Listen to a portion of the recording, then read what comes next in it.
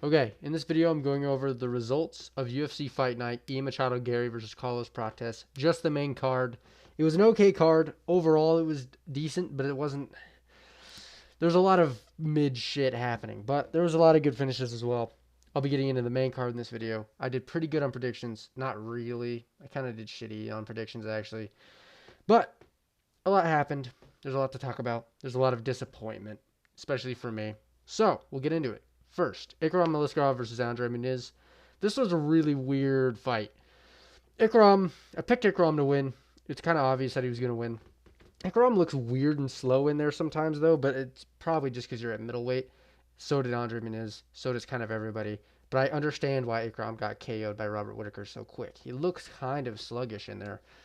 But he looked clearly better than Andre Muniz. Walked him down. Tit for tat striking for the first minutes of the round. Just kept walking him down. And then Ikram clips him with a left hook that looked like the most baby left hook ever. Like barely hit him. And then Andre Muniz got hit. Was like, okay. And then just sunk. And was like, whoa. And fell over. And got ground and pounded out. And it was the weakest hit I've ever seen in my life. So either Ikram has the most power of any puncher ever. Andre Muniz's chin is shit. Or it kind of seemed like Muniz took a dive because that was insane. It was insanely weird. I don't understand how that kid KO someone, especially Muniz has been in firefights before. It doesn't make much sense that Ikram was able to take him out with that punch. It was strange, but Ikram gets it done first round easily, as expected. Next, Randy Brown versus Nicholas Dobby. This is the best fight on the card. This is a sick fucking knockout. I picked Randy Brown, but I was very skeptical, and I thought Nicholas Dalby would have a good chance, but I didn't like his age and his damage taking over his career. Randy Brown looked super fucking good on the back foot. He looked slick, utilizing his range, his kicks, his straight shots. He looked fucking solid. Nicholas Dalby pushed forward, and he utilized it well in the first round. He utilized pressure pretty good. Randy Brown was just not missing. He was hitting him with mean fucking shots the whole time. Broke Dalby's nose really bad in the first round, but then Dalby had his moment where he kind of knocked down Randy Brown for a second and stayed down on him for the rest of the round. So it was like, oh shit, this is getting real.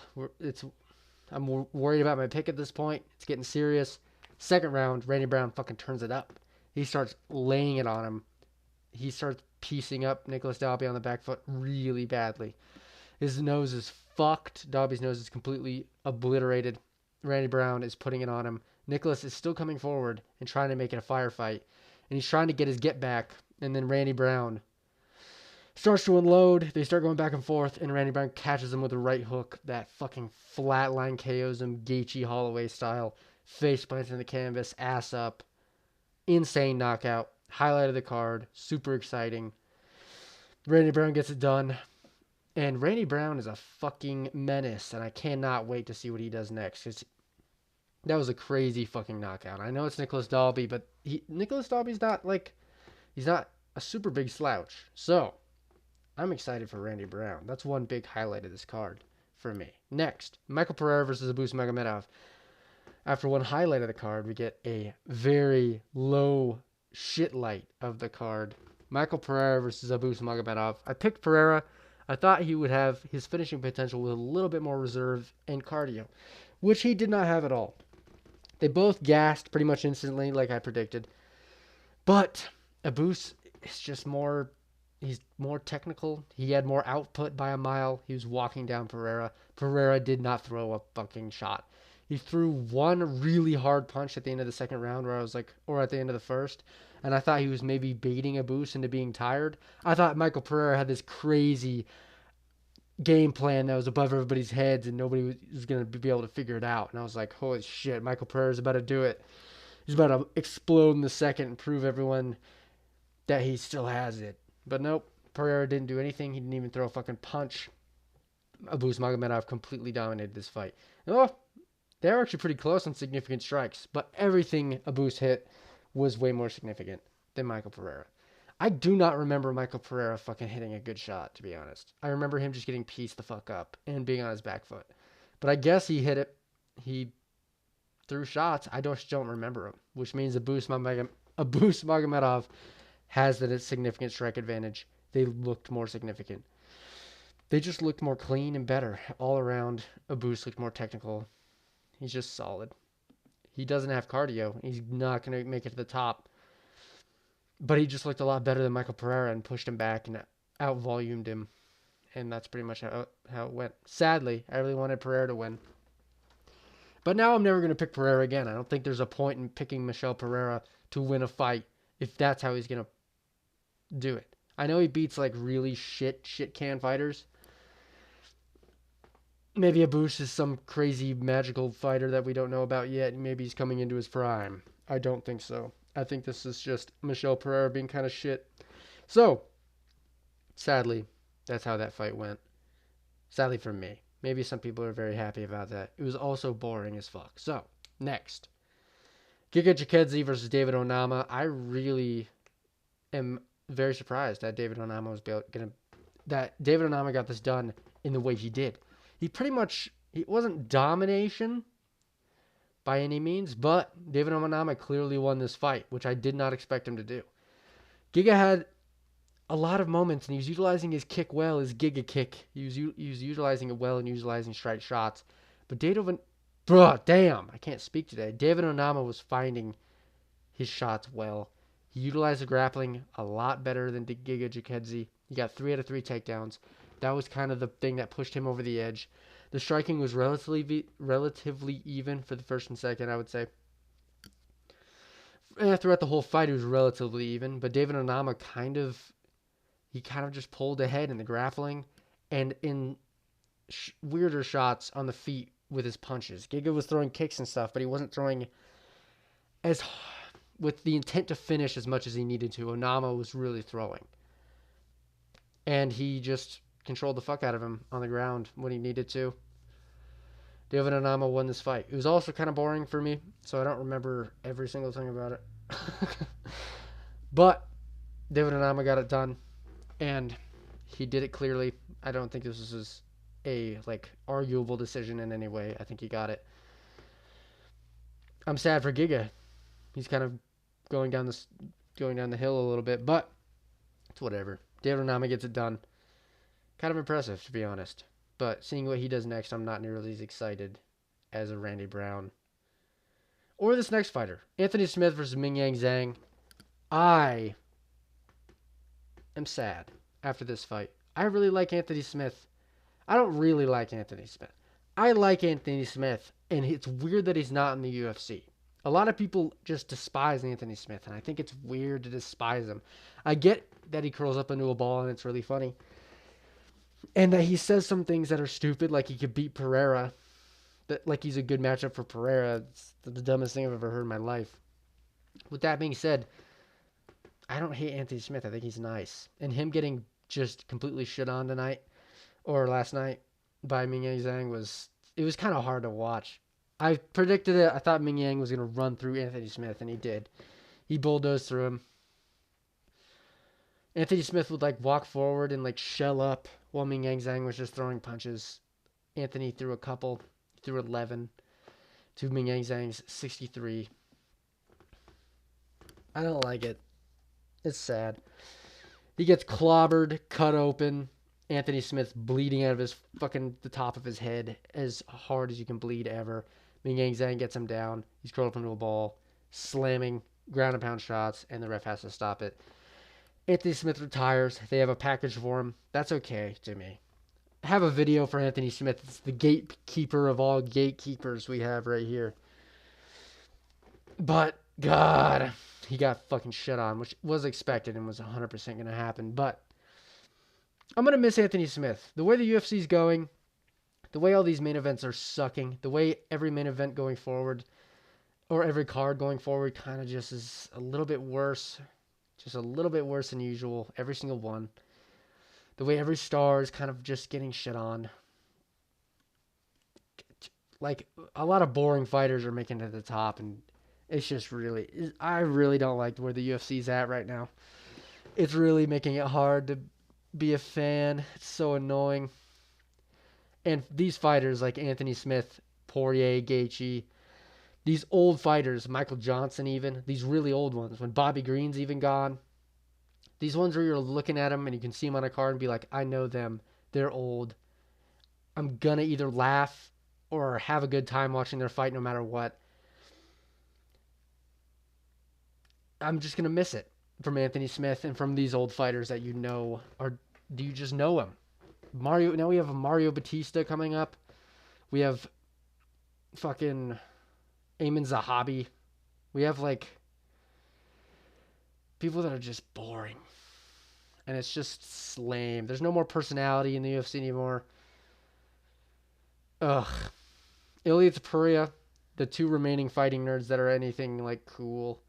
I guess Barajo's pretty cool too. Dricus. We have Dricus. Pereira's going to retire.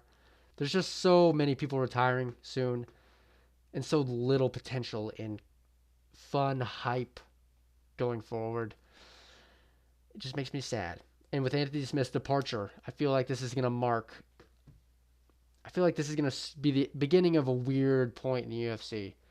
I think we'll be looking back on this day and thinking that Anthony Smith might have been holding the UFC together a little bit. But Ming Yang Zhang destroyed him. Next, Ian Machado Garry versus Carlos Prates. This fight was not what I expected, but honestly, it was impressive. It's the worst thing ever, and I really hate it. It's the worst thing I could have ever imagined. Ian Garry by decision in a semi-boring fight where he almost fucking gets KO'd at the end, but it's just like a blue ball. I hate when fights blue ball me, and this fight was the biggest blue ball fight I've ever had in my life. Ian Garry demolished Carl. He didn't demolish him. It wasn't like a domination. But it kind of was. He outstruck Carlos Prates it seemed to be easily. He was using his back foot range super well. He would clip Carlos Prates as he would come in. He wouldn't let him throw his left hand, throwing left high kicks to his left hand every single time, keeping his hand by his head. He threw so many high kicks to his arm to try to hurt his arm, I'm sure. He was super efficient. He was very efficient on his back foot and kind of pieced apart Carlos Prates, and Carlos really couldn't do anything. He was trying to throw hard. He just couldn't find the mark. And every time he'd crash in, he'd go for a takedown. He never got it. Carlos Prates showed really good takedown defense in this fight. But Garry was just way more efficient. And output was on Gary's side. Takedowns were on Gary's side, even though he got 4 out of 19. Oh my God. But he doubled him in significant strikes. I can't say that it wasn't pretty much a domination. I think Carlos Prates won the 5th, obviously, and he maybe won the 4th. But even then, I don't fucking, I'm not 100%, I could score the 4th for Ian Garry. The 5th, Carlos Prates clearly won. He got him, he fucking rocked him, and had Ian Garry spamming takedowns while his face was in the mat. All Prates had to do was land 3 more ground and pound strikes, 3 or 4 hard ones, and Ian Garry's out cold. He's not moving his fucking head. He's holding his leg while his head's on the canvas, completely brain dead, it looked like, and Prates just isn't throwing. It was the worst end to a round into a fight ever, because I fucking hate Garry, and it made me hate Prates. So now I hate both of them, because Prates didn't unload when he really needed to in the 5th. It's so annoying, because now we have Garry coming off a decision win, looking for a title shot that he does not deserve, but he thinks he does, who's boring, but this fight wasn't that boring, but it was boring. It was striking, but it was just, I don't like it. Maybe it's because it's Garry, but maybe if a different fighter that I liked had the same performance, I'd like it. I probably would, but fuck, it's just boring to me. And the 19 takedown attempts.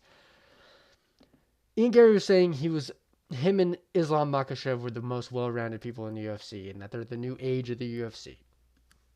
Islam Makhachev doesn't fail 19 takedowns. He just doesn't. Ian Machado Garry is good. He's solid. And to be honest, I could see him beating Bilal Muhammad. There's Ian Garry might actually be like good, like title level good, and it really pisses me off that he gets these shots and not a fighting nerd who has an insane amount of hype. But now Carlos Prates is done. All his hype is gone. And to be honest, not all of his hype is gone. It's obviously not. But what had the fighting nerd's name being so cool and being so like aura filled and having so much hype behind them was that they were all winning and that they were all undefeated and that you could see holes maybe, but none of them got exploited and they were getting crazy finishes. They were coming up as a team, all undefeated. And now one of them's lost. And it just doesn't hit the same saying the fighting nerds. Now it just seems to me like Gene Silva. You have to just say their names singularly instead of a team. I don't know if that's just me, but the fighting nerds doesn't have the same ring to it after this fight. And it's not realistic to think that they were all going to win their whole career. And I guess I didn't expect to feel this way after a Prates loss anyway, but it's seeming more and more to me now that Rufy and Gene Silva, they're their own entity, I think. And now I'm like starting to think Rufy has a ton of holes in his game, to be honest. Now I'm starting to think that a little bit. Now I'm thinking Baraujo has a ton of holes. I'm thinking Gene Silva is their goddamn dynamite, and they need to put a lot of cards behind him because he is legit. But there's just not a lot of hype out of this main event for me. And that's all I care about, really, is what to make next and what exciting thing we can do next. And this sucks for the UFC, in my opinion. Garry getting a decision. But I think that's about it. He dominated 4 out of the 5 rounds, in my opinion, just back foot striking, keeping his range, finding shots when he needed to. He looked good. He looked way better than Prates. So, that's about it. I will see you soon.